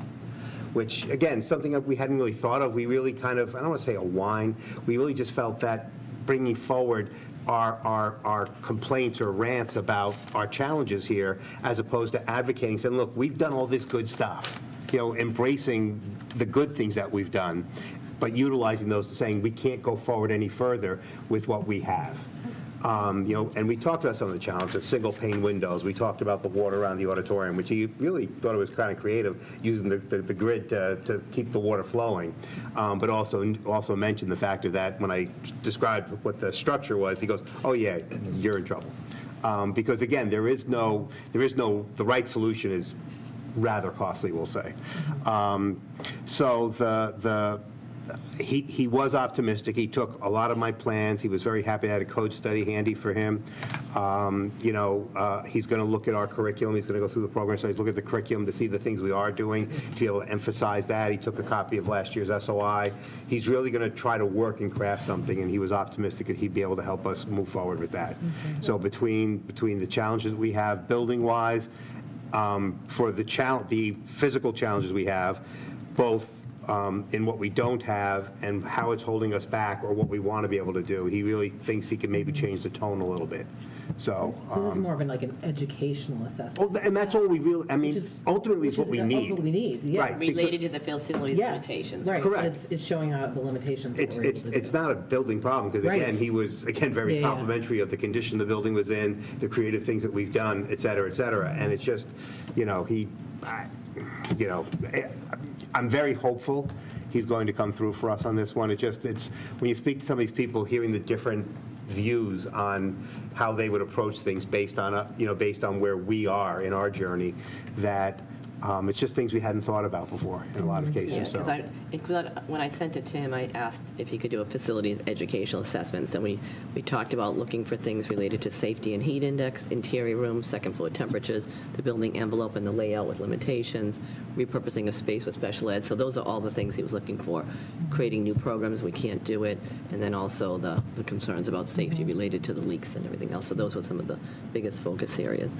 The lockers are useless. And one of the things, we didn't talk about lockers, other than he was an art major, minor, in addition to his architecture major. So he found it interesting that we were allowing students to paint on the lockers. And I said, my only rule with that was that we're not painting over them again. They're painted once, I'm out. I'm not powder coating those lockers. But one of the things that he did bring up, though, about the science labs, while we think it was creative, the structure that was done in 1968 design, 69 build, or open, the L shaped. He said that's not where anybody's going now. They just cut the L out and make it more flexible seating so that you can clear out spaces, and some of the flexible seating or the tables that are in there actually becomes part of the lab bench. So it was things that he's seen now that, again, it was interesting as opposed to anything that necessarily helps us with an SOI, but he was just talking about some of the things that he's been putting in place or seen being put in place, so. The thing is, we do have a creative staff. I mean, they came to you with the global citizen endorsement as well as the computer science. So, I mean, we're doing great things despite that, but we're limited. We can't keep growing these programs. You know, today when I was coming back from the learning walks, I popped in because we have the, what's it called, the cafe, the Jam Cafe. Oh, yes. And during DSB, students Yeah, will join Mr. Calais, and it's like an open mic. They were singing and playing instruments in there, and that's a real safe and supportive environment. So, you know, those are great things that we're doing here, and we should be highlighting, but we're kind of stuck, and we're at max capacity to keep, because, you know, students came to me at my last advisory and talked about, well, it's nice that you're doing the computer science and the global citizenship, but what about those of us that like or in the medical field? Now, we're never going to be a Chapter 74 vocational school. That's not our purview. That's a whole different program, right? And you'd have to apply for that and build a whole new wing, and it's quite expensive. That being said, Property down the line? there are more things that we could do on a smaller scale to just broaden our students' interests, and also maybe some of the students that are going to Keefe Tech or, well, maybe not Norfolk Aggie, but more Keefe Tech might stay in district because there are so many other good things here that they're not going to get at a Keefe Tech. And the person that you're speaking about is able to help us by April 18th? He knows what the dates are, and he grabbed stuff and was He gung-ho. did not and seem intimidated, because that was my worry, and I felt like I was hounding him a little bit, because I need to know if we're going to. Yeah, a yes or a no. And he acted like it was yes. So. Okay. Then do you have some of that data for him spread out through the season, like what it's like in June or what it's like in August in terms of heat index on the floors? Like how will he put that into the report? I don't know Or how does he he- do We went up to those classrooms that you know, on the second floor that overlook the science wing, which is where the worst rooms are, because again, you're overlooking a black rubber roof, and you open a window and the air comes in. The water in other places, but you know, while he understood that, he also said that's the reason why districts now are going with the heat pump, the mini split solution, because again, it's greener, it's a lower carbon footprint, and you're getting air conditioning out of it. So while it's not going to be a cheaper solution in the long run because of electricity costs, et cetera, he said ultimately it's a better solution because it does give you that flexibility. Managing it is a challenge, and we did talk a little bit about that, because while the units are manageable, it's a much more onerous management console to manage individual units in that many rooms in the fashion with which you have to do that. So, But what he would focus on, because I did put that in the SOI last year, particularly during COVID, we noticed even more, because when we were trying to spread out and we weren't using as many fans when we couldn't, you know, blow the air around and things. So it's also the fact that we have this second level on only part of the building. And then if you look out the windows there, you've got the black tar roof. So if that was if it was a full second floor, you wouldn't have the same issue, but you've got the heat reflecting right off into those classrooms, making them even hotter. So even though we can't measure at this time of year, he can still tell that it's just inadequate and creating more heat problems. Is there, so many of us as homeowners kind of get things from the oil or gas company saying they can do an energy assessment. Have we ever had an energy assessment looking at, like, for our square footage and the windows that we have, how much more energy we're using than, say, Hopkinton with their newer buildings? Because I've got to imagine that's we have. We've done it multiple times. So do we have data from that? Could that be part of the SOI? Because I know these are single pane windows, and I know you always know the number that's in this building, but it's a lot. I mean, we must be. The two times that we did a full energy assessment, we did through NSTAR or Eversource at the time. I don't remember which one it was. In both instances, we were reasonable with regards to our electricity usage. We were in the range of this size of building. We were actually at the lower end of our energy costs. because we have a tendency to not heat low. make the building overly warm. Yes. I've heard that. Also known as Keith, he doesn't Turns allow up the the heat to heat. turn on. Yes. Okay. If you the can't same see your breath, person? it's not that cold. I mean, it's December 1st if we're Is lucky. this the same person March that 2nd, it should be off already. did not tell me that there was an override button? I thought that that I could not reprogram the air conditioner when I was here at my first year in the summer till 10 or 11 o'clock at night in my office on Zoom, and I didn't know that I could override the air conditioning. It took over a year for him to share that with me. Never asked. But that being said, yes, so Dawn, we have done that, and it Okay. never gave us the information we want to have. Just thank you. The single pane windows is the end of the discussion, though, with regards to, we've addressed that in previous, in all of our SOIs, and so that would be part of the new SOI as well. Okay, thank you. I think that was it for me, but I'm pleasantly optimistic at this point that we might get that piece of information to add. Great. All right. Thank you. Johnny? The only thing I wanted to say is what Dr. Kuska showed you with the curriculum, the standards by month, those will continuously be updated. And those are a ongoing changing document when it needs to. So the teachers, I want to commend the teachers and the 3 curriculum specialists, curriculum coordinators who are working on that, amazing job. Again, a huge shout out to Dan McLeod and Julie Marshall for designing it and really kind of putting our ideas into a very pleasurable way of looking at it, and in my opinion, very professional. So that's it. That's great. Great, Keith, I'm just gonna pull I up got this. other things while you get to that. Okay, go ahead. As many of you know, we've had a little bit of a challenging week, we'll say. I don't say all's well that ends well, because that's not the case in all situations. But, we did have the fire alarm situation that the fire alarm panel, for some reason, had a challenge, which we're working through right now. The vendor was in today, meeting with the fire chief and the maintenance director. We'll take care of what we have to take care of. It's just hopefully we know they're going to recommend, you have to replace the whole entire system, which, the fire chief will say, no, which is, so they're always trying to upsell, so we'll work on that. One of the things that actually happened over the weekend as well, on Sunday morning, a number of enterprising youths was out shoveling my, it feels like it's mine, no matter if I had to deal with it, turf field. So this is not the first time we've had this issue, and as we go down the path of trying to replace the track as soon as the track season ends this year, I'm getting closer to informing you that I'm going to be putting up a gate.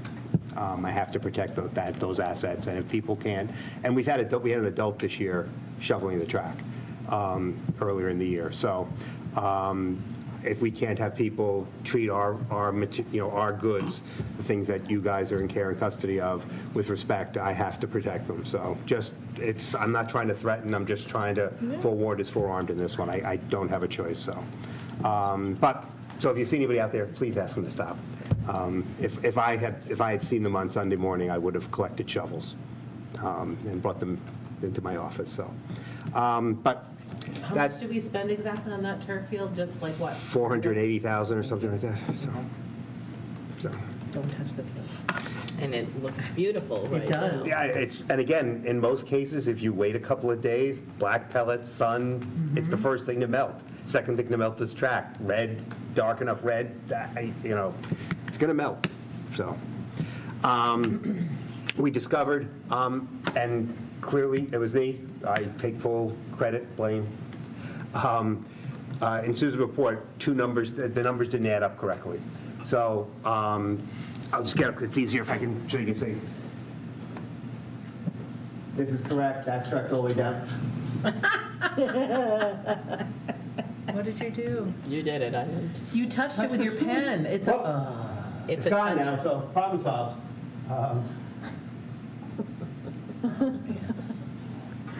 Why is it going to there? No. You should have just stayed in your seat. Guess I should have stayed in my seat. There you go. Don't touch it. Just point. We're going to get you a laser pointer. So this all added down. This number was incorrect. What it put there was the target number. It was correct at one point. I probably, at some point, hit a Control-Z one too many times, fixing other things. So this is the correct number. It's about a $40,000 difference.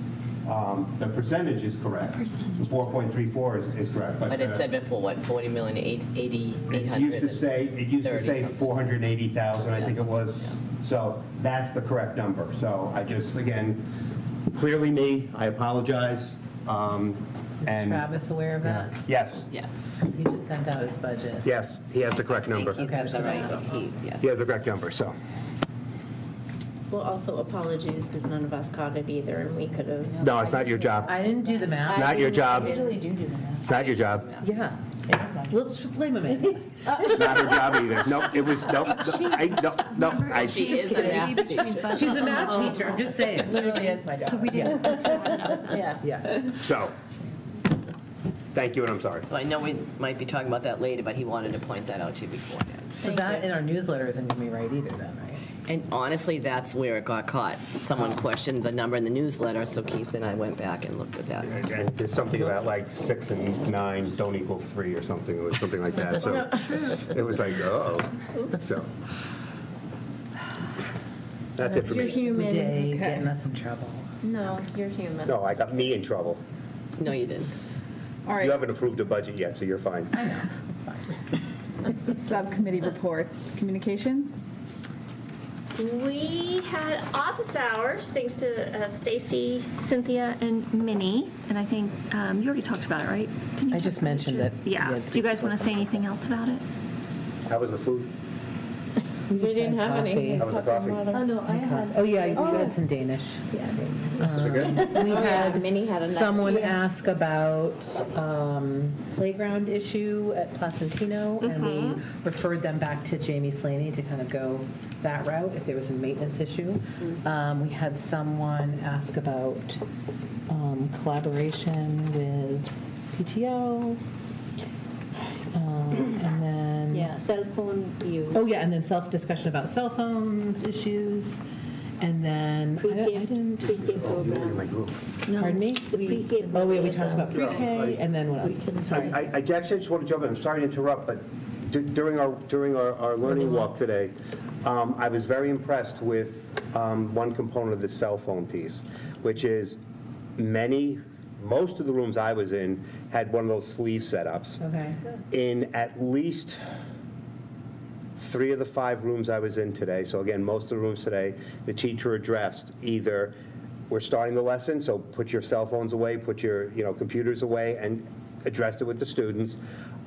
In 2 of the lessons, then they subsequently said, okay, now open up your device, your computer or your cell phone, and in one case it was to do a survey, a live survey during the class was part of the lesson. Another one was to look something else up. And so I think the teachers were managing it, and I'm just trying to be fair from what I observed today. Well, and we were in all of the groups, so we were in different groups. In my group, so we were in 5 classrooms, one had one of those sleeves, for whatever you're calling it, and the other 4, students were using their cell phones appropriately, because they were using it like, to look up images like in art class, and they were sketching them out or drawing them out, right? They were using them in math class to look up different graphs. So, I mean, we were very impressed in our group too, and that was a finding across all 3 of our groups. But just playing devil's advocate, if you have your device, your Chromebook, why do you need your phone? Because you have multiple tabs that you can look up stuff. I'm just. No, I'll say that in one of the math classes we were in, they were like a kidney-shaped desk, and so they would not have had room. They were in groups of 4, and they were using manipulatives that the teacher had made of graphs, and they were moving them all around this kidney-shaped table. There would not have been room for 4 computers on top of that. And in the English class I was in, the one that was doing the survey, the flexible seating situation would not have allowed them at all to actually use virtually any device that you couldn't hold in your hand in certain instances. Other ones in regular seating, I saw a particular girl that both had her computer and then some papers for whatever she was talking about, and then her phone out to do the survey. So it was really multitasking. So again, and I'm not saying that the direction that the policy subcommittee was talking about is necessarily right or wrong. This is just real world, real life, observations of how it was being used. Yeah, I think there are some lessons where they're not, the Chromebooks are closed, right? So there's times in the lesson that you're focusing on whatever being presented, and the Chromebook's closed would take you too much time. And like Keith said, if it's just, I want to do a quick little check-in on this thing, and they do, so I think it depends on the purpose. And it did seem appropriate today in all the classes that I was in as well, and that's what the teams had all commented on. So that was good to see. So yeah, I mean, they still are talking about the cell phone, like, forming a group committee, something like Yeah. that they said about unit. She wanted to bring it up in wellness, I think. Yeah, wellness, Yeah. right? And then you were talking to somebody about PTO stuff, maybe? I don't know, I wasn't in that conversation. No, that was for, I think, for the playground issues. She said PTO does a lot of maintenance. Oh, that's true. No, but Stacy was having a separate conversation from you and I. With Barbara? No, with No, Sarah. Sarah, that I was for think. pre-K. Sarah just came to say hi. Oh, okay. Yeah. But I didn't hear that part. I just wanted to make sure I wasn't listening. And then we were just talking about the discussion about, the feds talking about making pre-K. Mandatory, yes. We talked about mandatory. that. And Yep. so we sort of just went on a philosophical tangent on that. Yeah. Which also did come up during our walkthrough as well. Oh, interesting. Well, because we talked about enrollment issues. And he asked me, did I foresee any enrollment issues? I said, if they require us to do preschool and we can't get a modular, or get a number of modulars real quick, I've got an enrollment issue with the high school. That's right. So, Yeah. Well, and he did look at our projected enrollment, and I think he felt that we could be increasing to 840 soon. yeah, which is not an issue. We've Yeah, we have been some almost bubbles, 950 at one point in this building, so, it's 840 would not max us out. So, I did, Lisa, I did take snippets of I'm just, Susan's newsletter and put it on all the PTO Facebooks pages. And the feedback I got was, this is actually helpful because I cannot manage my inbox with all the emails and stuff. So I just, that I took a small piece of information and just, because I was trying to promote our office hours. It's really what I was promoting. And so the feedback put it was on like, Facebook. yeah, like that was helpful, that it was just a snippet of information because, Sometimes a lot. and if you have 4 different kids in 4 different schools, it's overwhelming. So our next office hours are Saturday, March 11th at Coffee Haven. That's 9:30 to 11 a.m. And that's Amanda, Catherine, and me. And then finally will be our Zoom evening meeting, which is Wednesday, March 29th from 7 p.m. to 8:30. And that's Dawn, Minnie, and Amanda. I'll have to step out of that one. because Okay. I didn't realize it was evening 7, sorry. Okay. Does anybody want to do that one? I can go. Okay. So I just found out today that I have a funeral to go to at 9 a.m. Okay. on the 11th. On Okay. that Saturday morning, the Coffee Haven one, so Does anybody want to join us on March 11th? sorry. I might be able to. Stacy? Yeah, but be done as a maybe, and I will.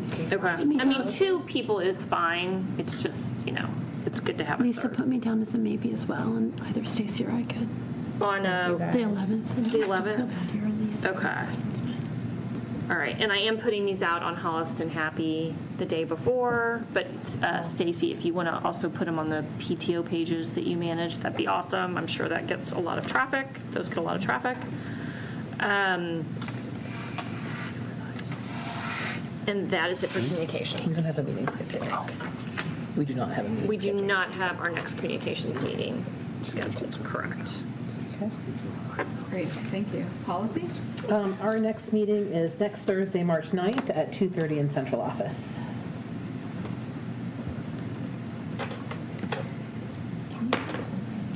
Budget?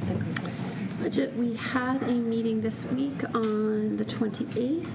Our next meeting is March 14th. This week, we went through Keith had updated us, preliminary Chapter 78 calculations, the cherry sheets. We talked about tuition-free full-day kindergarten, ARPA and ESSER in terms of the FY24 budget.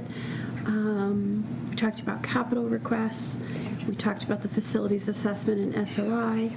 And again, our next meeting is March 14th. Great, thank you. Superintendent's evaluation. Yes, I was just trying to check and see if my new form, I tried to update the form for the rating. So I sent you guys all the form a couple of weeks ago, and we had talked about adding in the official ratings of unsatisfactory, needs improvement, proficient, or exemplary. So I just edited the Google form, and I'm trying, oh, it worked! I'm so happy. So now you all have a form that says, you know, for each area, please include, for each arch, please include, you know, your rating. And then if you go down to the very bottom, the very last question is multiple choice. Please provide your overall rating for the 22-23 school year, and that's a mandatory question. So it'll ensure that you cannot even send me the form unless you do that. Do we have a calibration tool for that? Like, just explain which each one. I think the state has one, don't they? I can find something and send it. I know there is something. Similar to the. It should be similar to like the teacher's one, right? They don't really give us the calibration tools. Like the calibration is more about working together. Yeah, but I mean, they do. Actually, I'm looking at it right now. Give some I had it guide. open. Yeah, it's something, right? Yeah, it's. I can just share the link to this. That's cool. The MASC has a very long. It's just been a while since I've looked at it, so. Oh, okay. So Amanda's going to send it. Cool. Yeah, I mean, it's, you know, for example, proficient under curriculum would be monitors and assesses progress across all schools and content areas to ensure that all instructional staff implement effective and rigorous standards-based units of instruction consisting of well-structured lessons with measurable outcomes. So You're talking about the rubric then? yeah, it's like long. So this is your, now that Susan has given her presentation this evening, you guys could actually all do this tomorrow. If you wanted to, you could fill out your form. Start it right away. And send it immediately. I'm looking for where I put the, it's March 24th is the deadline. Yes. So you have 22 days. That's 3 weeks and 1 day from today.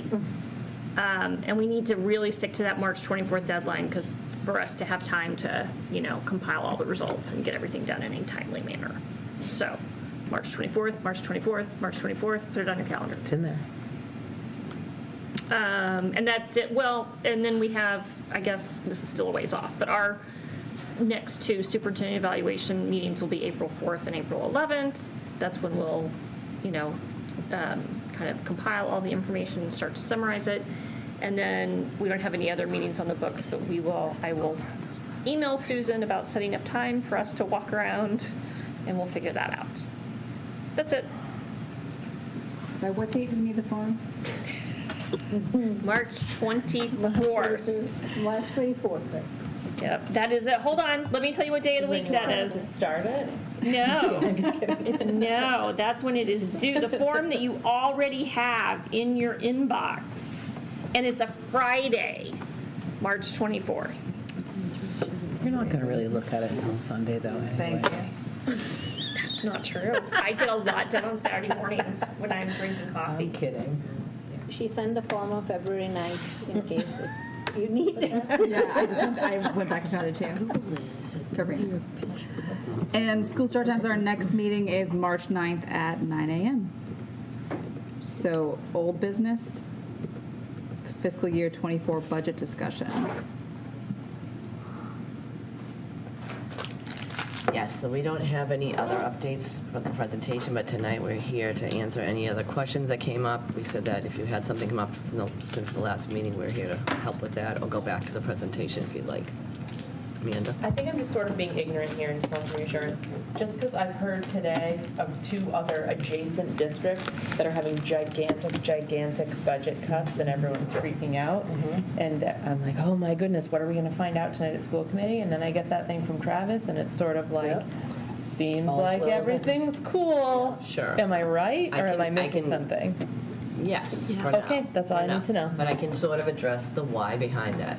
So this is my take on it, is that many of the districts that I've talked to, when all of this ARPA and ESSER 2, 1, 2, and 3 came through, and people were panicked, and they hired people to help combat the trauma and the COVID and, all the regression. We did that on a smaller basis. We looked at, we as you asked me to, we piloted the STAR assessment tool as a way to try to put kids into groups and do interventions. So we used ARPA money to hire temporary staff, like tutors and things. We did summer interventions. We did after-school intervention at different levels. We hired some people short-term. We did our best not to hire any permanent positions with those funds because we knew they weren't sustainable. Some districts hired 20, 30, 40, 50 new positions depending on the size of the district. So we knew we were going to hit a funding cliff on that. We took a strategy, as you remember, with full day K. I said, let's see what we can do, driving to work that one day, and I thought, wow, we have this money. It will buy us time to get to full day K. So we bought that time, and then after the first year, that 21-22 year, we used ARPA money that the town gave us for that first full year, and year 2 was going to be 75% ARPA, 25% ESSER. Year 3 was going to be 50-50. Money was going to run out, but then we had agreed to set aside that revolving account money from the tuition that we'd collected in the past and save it for year 4. So we gave the town a 4-year plan, so it was a year 5 that we would have to come up with a solution. Lo and behold, turned out our Chapter 70 funds increased to the town. So when you end up increasing enrollment significantly and then add COVID, they changed our formula completely. I don't know if you can explain that a little bit better. But we knew that there was going to be change because we had about 220 kindergartners that year. And then you do the math, it only counted as 110 because we were paying for half of a day. So it's 110 FTEs. When you add another half day that you're funding, even though it's through temporary funds, our number, lo and behold, doubled.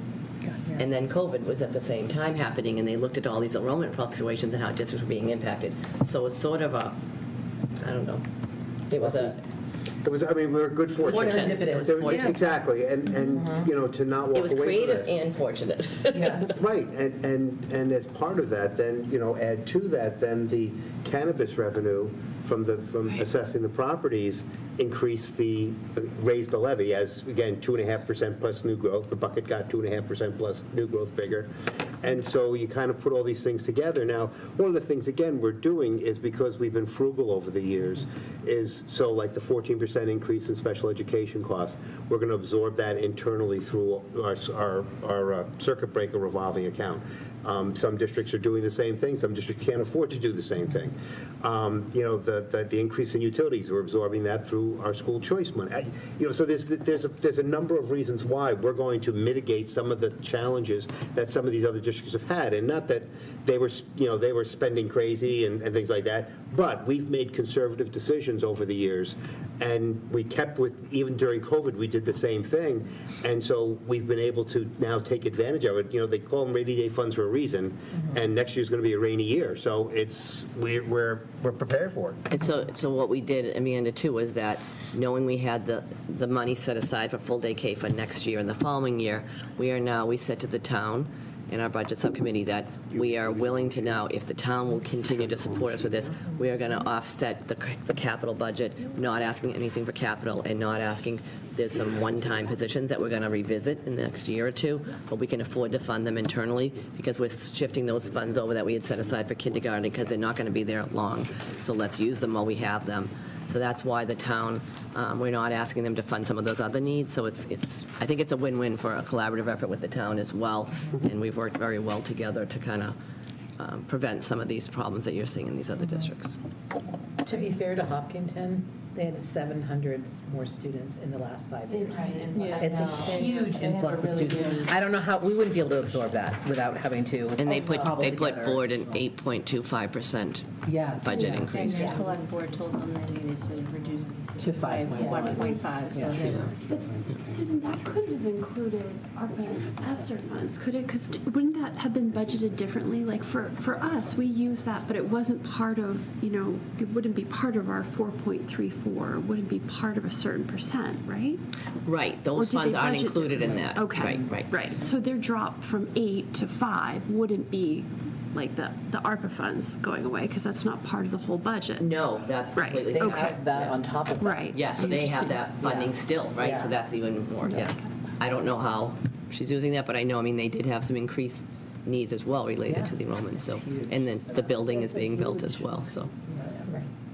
So I guess since we're talking about the FY24 budget, going back to capital, I just want to revisit something that we had in our prior year's capital budget, and that was the money for the cameras. And I know we checked in the fall to talk about whether they were helpful. And so I guess this is just another check-in. Are they helpful? And if so, are we looking at any type of expansion of that where we would need that to be part of a capital request, even if it's nominal? So in terms of, has it been successful in identifying the bad behaviors or trying to bring it down? Or what are your thoughts on that? I would say in some cases it's been helpful, in some cases it hasn't hit the mark for various reasons. Sometimes the camera's down when you need it too, right? Some of the things we've had concerns about are there aren't enough of them. I do believe that Miller and Placentino are at the point of wanting to have some preventative cameras as well. And then if you look at something I talked about in the spring, is these are community buildings. Like, look at all the people in this building with doors open at night. So it's not only just during the school day, it's after hours, after school, when students are in the building. I think there's a number of reasons we should still increase our cameras. Keith had started to write a grant on that. Yes, the grant was due last Friday before. I don't know, whenever I was cursing a lot. And, we applied for $150,000 to actually both significantly increase our camera presence in all 4 buildings, or all 3 buildings, I should say, because we're eligible for $50,000 per school, so we have 3 buildings, so we're counting the 3 schools. Hopefully they're not listening. For that and additional fobs, and adding a fob or 2 more per building as well, just to create more access. So it was hand in glove, but if we were able to get that grant, then we'd be, again, I think we'd be all set for the near term. So. And I think I will come forward in the spring and talk about that more, but right now we also want to wait to see, what about the wall, and, if there's anything more we're going to do with that, because clearly that's, we have that money that we've set aside, or using some of these funds. We said we would do the lighting in the auditorium. One of the things that Dennis Daly told Keith today was that, and this is something that I was wondering, but he thinks that if we do a new building, that he would probably recommend keeping the footprint of the auditorium, which is what I was wondering too. Doesn't mean you wouldn't remodel it, but so in that case, then that money spent on the lighting would be worth it, because it wouldn't be, starting over on the lighting as well. So these are some of the things we have to still think about, and I don't want to put forward any more capital until we have a little more of this information and kind of further in that process. Because that could also go to October for capital if we had something. Always, yes. Didn't Dan say, though, that lighting, anything that we did to the auditorium, those we would be able to move to another location? Somewhat. I did ask him about that, and it is somewhat portable, but he couldn't tell me the extent. So the thing was, we asked, could we move it to Rams, is what we were wondering. Like, that would be a nice thing if we could, and I don't have a definitive answer on that, so I wanted to double check. The issue with moving the lighting to Rams potentially is it may not be usable with the dimming rack that's at Rams. So, I mean, well, even... That was my dream scenario over here. Even in a new building, it still may not meet either the standards of the time. It may, or it may not be cost-effective to move. I mean, ultimately, you're going to have to take it down, move it, and, with other risks. So, again, at whatever reimbursement rate we would be at, it may not be the most cost-effective maneuver. But yes, I do think you're going to hear us bring forward some ideas about cameras, and then Keith and I will be looking whether we can get the grant funds, or or stagger some of that and see if we can still use some of the existing funds that we have as well. Yeah, I wouldn't want to come forward looking for capital for, say, cameras in a scenario where the state wants to, give more money. They made it clear that we are kind of the secondary priority because we've already received, $60,000 grant from them in the past. So that they said that they're looking at districts who have received nothing in the past first. But my hope is that a lot of districts miss this just because it's kind of COVID and recovery and this. Again, it's hopeful that, mine was the only submission. Yeah. And the cameras that we put in, we need more, right? We started with a start, but there are some areas, hallways that I've been told that they would like to see some Well, camera again, access we did it based around the bathroom model, and that's what we did. And there's 10 bathroom suites between the two buildings, and that's how we built it.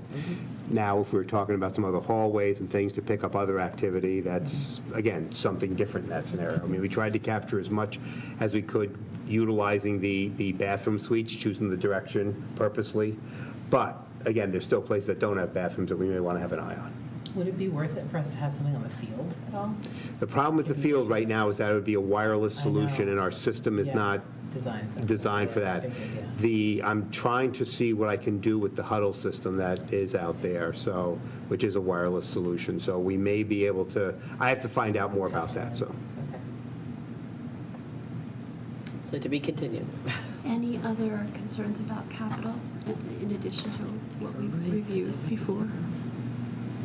One of the things that Keith has been asked to do is kind of spell out a longer 5-year plan again, which you've done in the past. So he's going to be working on that with James Keast and Travis as well, right? There's a few avenues that we're going to be going down with that. We've had a 5-year plan all along, because we've always had that where things go on, things come off. We're just going to revisit it and kind of lay it out. We'll do that through budget subcommittee as well. So. Okay. Keith, were either of the playgrounds on that 5-year plan? I thought one of them was. And oh, no, they are. It is. Plastino, both Plastino playgrounds are. Okay, that's what I thought, too. Is the flag field on that, too? Actually, there is a piece of that to discuss. There is something about the flag lot, yes. Yes. And we're meeting, Friday. Keith and I and David Jordan are meeting tomorrow about that, because we met, Stacy and Mark met before vacation, wasn't it? Before vacation. What is that in regards to? I'm sorry, what's Mark's last name? Frank. Frank, thank you, our recreation director. He wanted to discuss that the town would like to see if they could partner with us in some way to come up with some community use for that land, and obviously we want to make sure that if it is a community project, that the schools would be protected during the daytime, because the students would be accessing that during the, one of my concerns with the high school, for example, we look out the window and there's people walking their dogs, and I understand why, because there's no other sidewalk out front, so they have to use that. But it does concern me, because during school hours, people shouldn't be walking the track and walking around the back. It's one thing to walk around the front with the, but we have outdoor learning happening at times, so I am uncomfortable with that.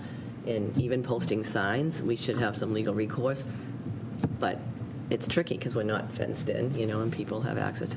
So I would want to do something, if we were going to do something at the middle school, in particular with younger students, I would want to make sure that it's really clearly defined as school space that after hours could be potentially used.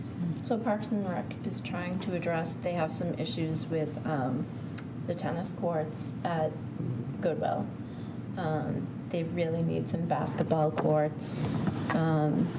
They're also looking at, I forget the actual number of the address, but on Woodland Street, that parcel of land behind the rail trail, they're looking to do some pickleball courts. But one of the things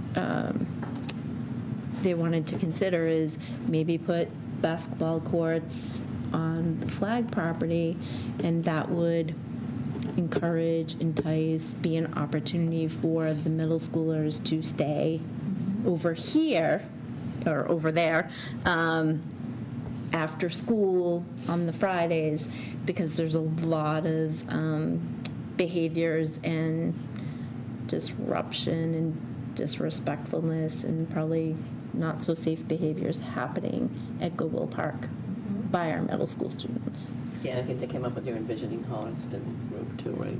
Some of the Yeah. talk about Yep. some of the Yes, future that came up projects, as right? well. So, we want those behaviors then on our property instead? well, it's more, you know, Often more. it's more appropriate for a middle schooler maybe to play basketball than it is to go to Goodwill Park and hang out on the toddler playground that's meant for 3 to 5-year-olds. So, but just all. We can create a Is that playground that's space right specific now for them. school-owned, or is that Flag is still, school. that's what I mean, yeah, okay.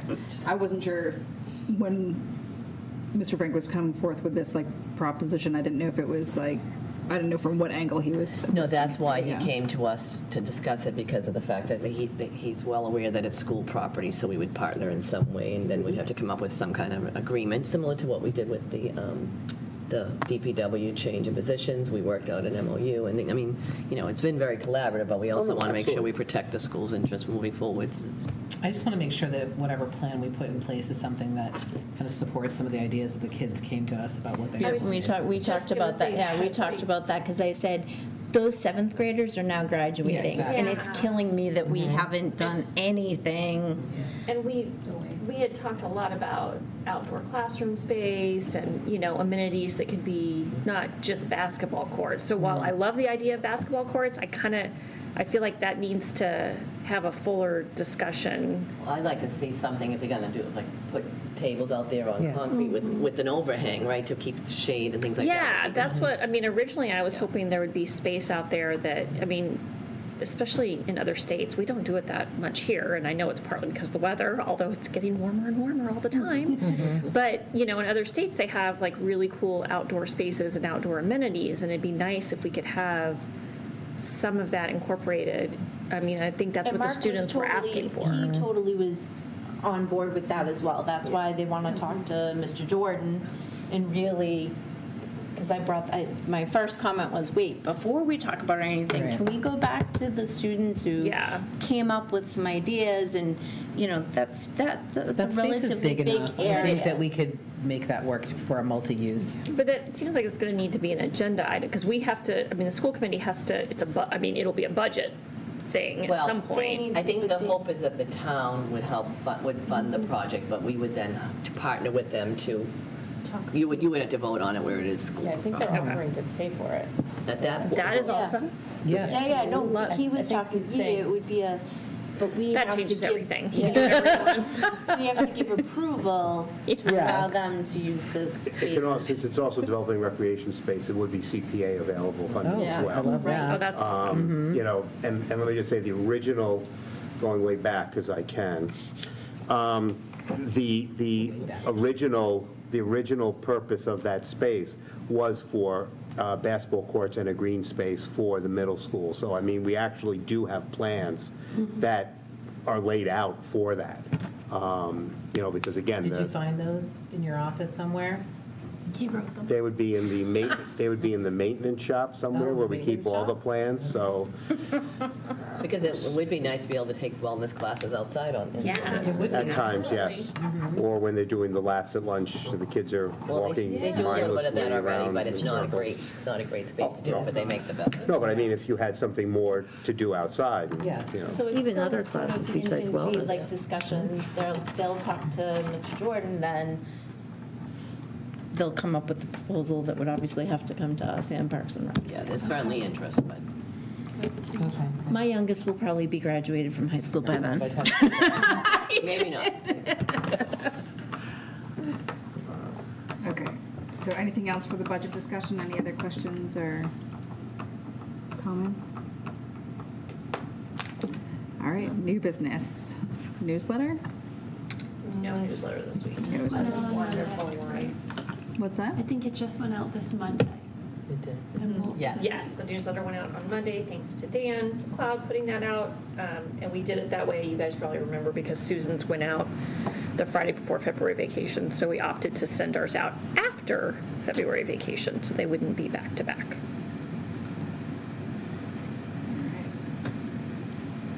So the resolution supporting universal school meals, I think you've all seen that. Cynthia, do you want to talk about that? Yeah, I just have, Lisa was kind enough to take a look through just to clean up some of the language on that. So I don't know if you all want to look at it or not, but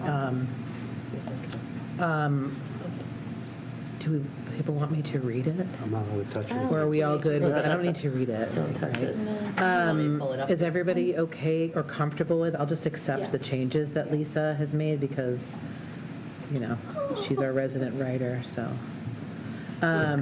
So I guess what I'm looking for is a vote in support of universal free meals for all students across Massachusetts for all of the reasons that I cited. And my plan is to then send this to the Governor Maura Healey, to Senate President Karen Spilka, and to our local rep, James Arena DeRosa, as well as to share it on the MASC listserv because no one else seemed to have a template for any of this. So I figured sharing is caring, so that's how I roll. So I guess what I'm looking for is a vote of support so that I can list that on there, whether it's unanimous or not, and send it on its merry, merry way. Or we can deliver it tomorrow, too. Just for people at home, do you want to just say what it is?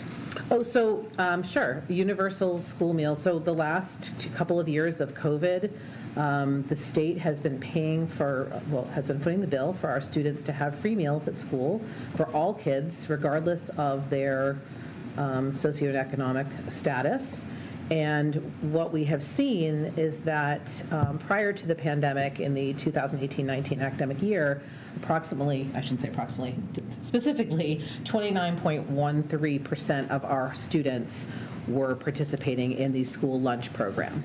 And as of 2021-22, that participation, where it has been free, participation has more than doubled to 59.63%. That is huge. So we can clearly see that there's a demonstrated need in the community as far as I'm concerned. And if the need is here in our community of Holliston, you better sure that it is need across the state. So that is why I'm looking for us to support that. It will be something that will become permanent, that our students will no longer have to pay for their school meals. This is something that a lot of other districts and other states around the country, as well as other nations, that's just part of school as you get school lunch, just part of the program.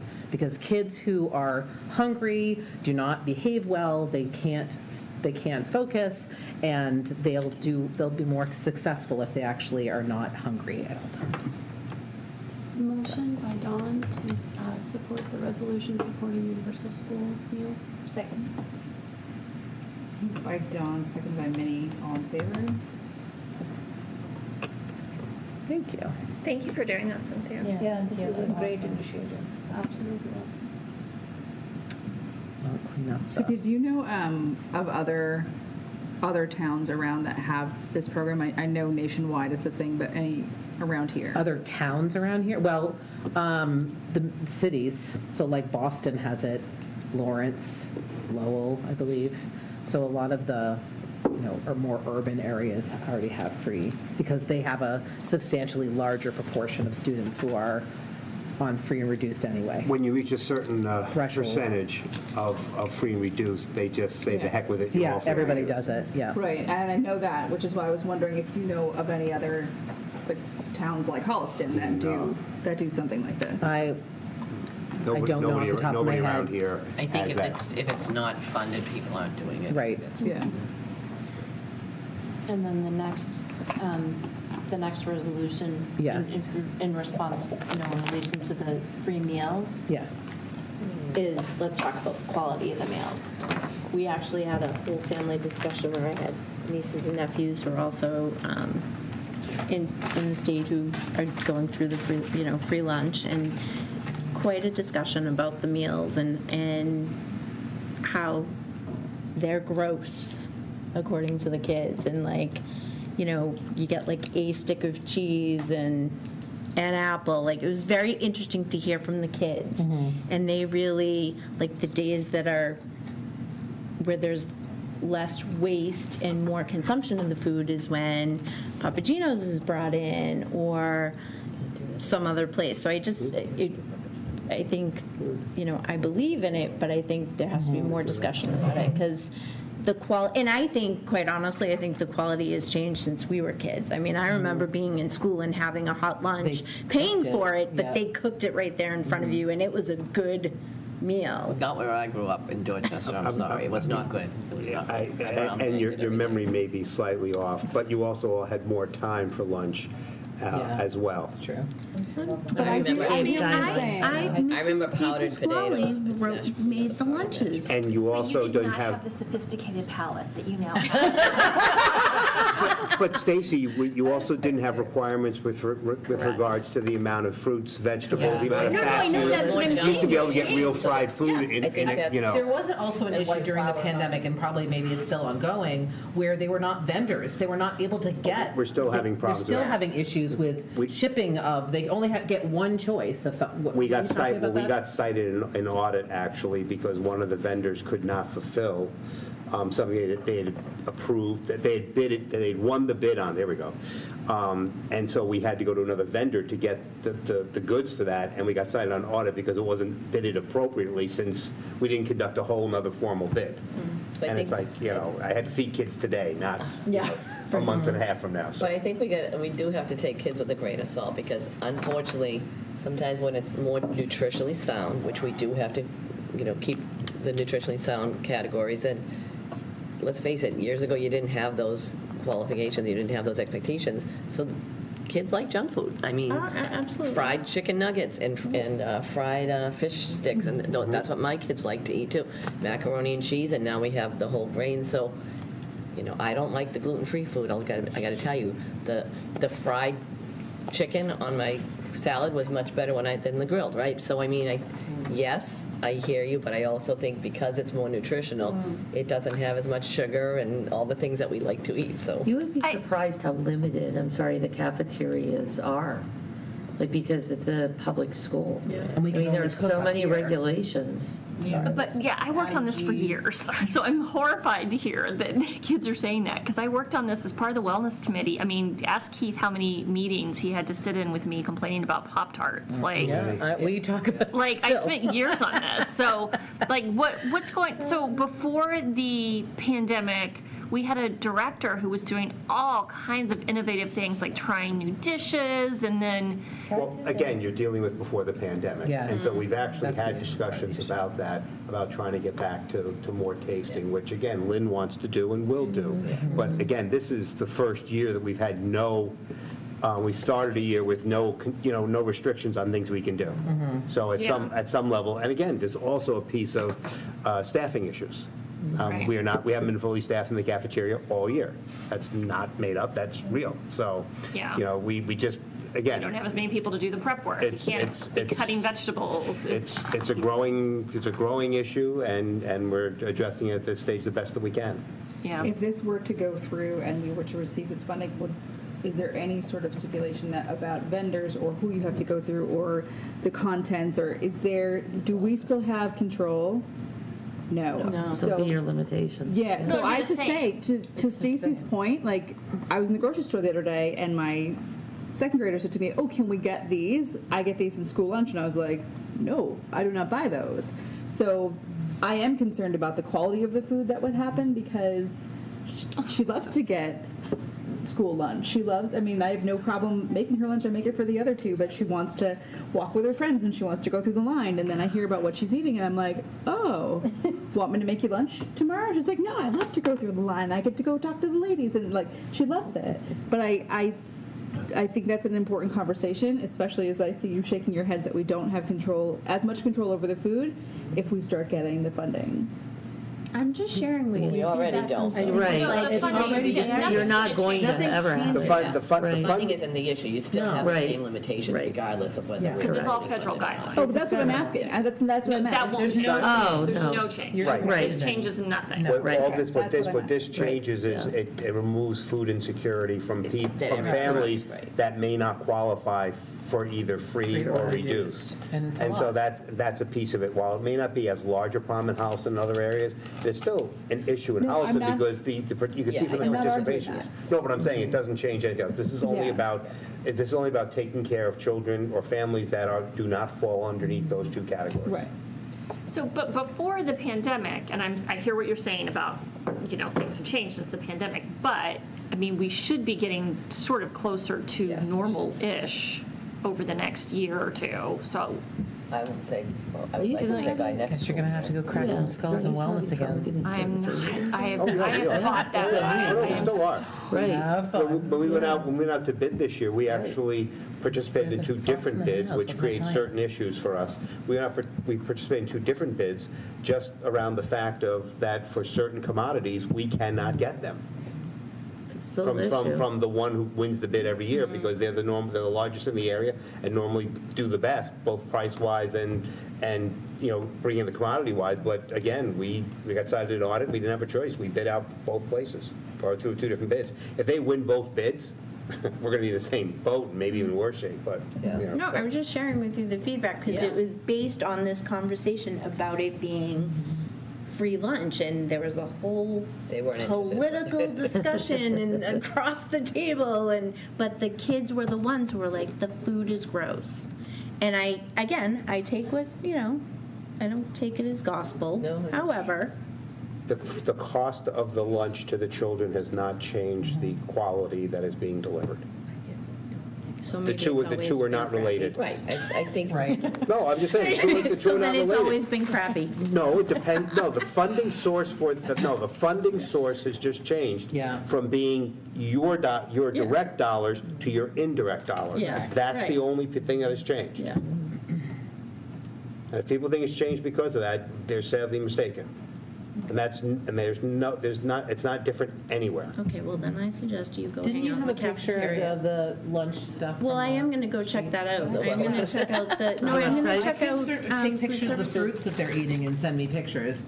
I thought this was a nectarine, Mom. I'm like, no, it's a peach, or whatever, or a kumquat, or whatever the heck you thought Okay, it so was. the next resolution's all right. Yeah, sorry. Stacy wants to get out of here, so let's. No, get no, no. I was sharing information, and now. No, that's bring us back on good. track. Yep, and Lisa's going to take on going back to wellness, so we'll take care of it.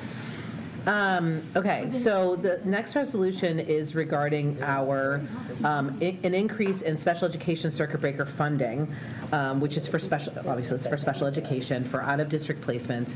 And so I have a bunch of just statistics in here, and I'll just cite the most salient one, which is Holliston currently has 43 students participating in out-of-district placements at a cost of to the district of $4,405,478. Oops, I didn't have a highlight on here. Of which we will get reimbursed $1,904,105 under the current funding formula. So as you can see, it's less than half. It's 50%. And as the state will say, though, subject to appropriation. Subject to appropriation, exactly. So it's always that caveat of, if we don't have it, guess what? You don't get it. nothing. The other issue is that because the threshold for reimbursement is the foundation rate of $47,363, any of our out-of-district placements that don't meet that threshold, we get nothing for. So if we send a student to an out-of-district placement that for a part of a year, half a year, whatever, and it's $45,000, we get nothing. We have to pay for all of it. So as you can see, that has a significant impact on our budget in our town. In addition to that, the Massachusetts Operational Services Division has decided to increase the tuitions for private out-of-district special education schools at 14%. 14%. Next year. So Holliston will have to pay about $500,000 more in those placements for special education schools based solely on that increase alone. MASC Board of Directors has voted unanimously to support and pursue major changes in the circuit breaker reimbursement for extraordinary special education expenses. They're advocating for a reimbursement rate of 90% of all special education related expenses, beyond 3 times the average per pupil foundation rate, which is that threshold that I talked about. The current formula is at 75% of special education related expenses and at 4 times the average. So the specific local impact to Holliston if these proposed changes in legislation would Even if we just did the, changing the reimbursement rate of 75% to 90%, we would realize back to the town $349,900, which is an increase of 18% of our, what we would get reimbursed. And further, if we had the reimbursement for, if it was 3 times the budget foundation rather than 4 times, with that multiplier, it would be $781,495, which is an increase of 41% of our reimbursement. So it's pretty significant. There are 2 bills currently making their way through this current session, but both of them address the reimbursement percentage of 75 to 90%. None of them currently address the multiplier of the foundation budget. So, but that's what MASC is proposing and looking for support for. And so that's what I'm asking for support for as well. And I will be sending these off to Governor Healy, to Senate President Spilka, and to James Marie DeRosa's office. Any questions? Thank you again. Yes, sorry. I think this is great. I really appreciate that you put all of it together. Thank you and I for think the numbers. The 14% on what you said, 4,405,000. So, I mean, that alone is over 600,000. So There you go. I can change it to even 600. looking for this funding increase, if the funding increase gets to 349,000, we're still no. Doesn't work that way. Doesn't work that way. Thank you. Okay, which The part of it? percentage increases is based around what the net amount is. So you have a gross 4 million, you take off the foundation component, and then you're left with a balance. Yeah. So what is the 14% of if it's It's not the 14% more than we are getting now. Okay. And these are based on last year's 14% numbers. tuition increase. So they can increase up to 14%. Up to 14%. Oh, sorry, 14%, yeah, 14% of that, yes. Yes. The 14% hit for us is $500,000. Right. Okay. It was 18%, that's why I was getting confused on the number, 18%. No. That's, right. I just meant if we're currently paying 4,405,000. But that's 4,405,000 of tuition for out-of-district kids, in-district high costs, and transportation for out-of-district kids. So it's not just tuition. Okay, and the only feedback I'd have on it is we could keep those numbers and maybe just knock out the number of students. I don't know that we need to keep that in the resolution. I'd like to see that. Like, that would just be my only suggestion. I love the numbers because it does show. I guess the reason, so Just PD provided the numbers of students for me, and the only reason why I wanted, because I wanted people to see how much that costs. Mm-hmm. But I feel like they can see how much it costs without indicating the number. Yeah, but somebody could easily think, well, that's for like 100 kids. Do you know what I'm saying? Like, I really want them to understand the scale. Like, it is that expensive. The average placement is what? It's more than, I think, 70,000, anywhere between $70,000 and $100,000 for that's a day placement. And so if it was a residential, treatment, They're closing on it's like 400. 300,000, 400,000. It's significant. So I want people to understand that And it's not spread across. it's not a spread across kids like or the whole district. It is really that, so that's why. I had the same struggle that you're talking about too, but I just felt like it was really important for people to understand what those numbers mean. Okay. For a district like ours. And I just want to make clear, like, I feel like as your friendly neighborhood CPAC liaison, I should point out that, there's a lot of pressure on our budgets from a lot of different areas, and I want to make sure that we're not in any way saying, complaining about this particular expense because it's so important and, it's obviously mandated by all kinds of state and federal laws and all of that sort of thing, but I also feel strongly that it's just morally and ethically the right thing to do to support these Absolutely, kids. which is why I want to advocate for more funding. Right. I'm not saying that. I just want to, these conversations have been misconstrued in the past, so I just wanted to make sure that as a committee, we're just making clear that, we support special education, and this is really just about trying to get help on the funding piece from the state. Yes, which is why I'm saying that the insufficient reimbursement is undermining our abilities to serve our students. And so this is another way that they can help us to serve our students. Yep, just underscoring that point. Agreed. And this is all subject to appropriation. We know. Do you want a motion to approve? Any other questions before a motion? Oh, sorry. Comments, questions? Thank you. All right. So I would like to move the motion for resolution for HSC resolution on special education funding. Second. Moved by Minnie, second by Stacy. All in favor? Thank you, everybody. And Catherine, I don't know This if is you got great. the official invite yet, but Senate President Spilka and State Rep James Arena DeRosa is going to be at the Select Board meeting on March 20th, and the Finance Committee and School Committee is invited to that. So you guys can put on your calendars. Of course, unfortunately, I cannot go. The 20th. Tomorrow as well, but that's, is it 7 o'clock? 7, yes. But it's also, they do have a hybrid option, so not everyone needs to. So you could hand your All right, and our resolution. next meeting is March 16th, 2023. At this time, I will entertain a motion to adjourn. Oh, moved by Before we Stacy. do, are we gonna all review?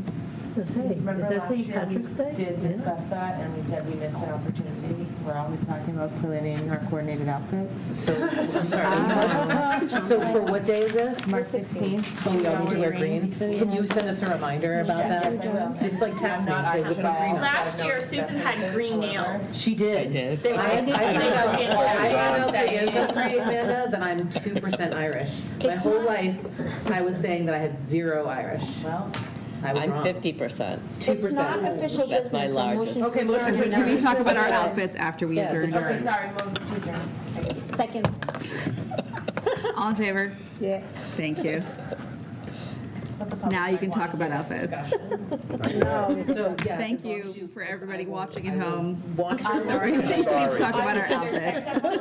Yes, please. I'm already wearing green.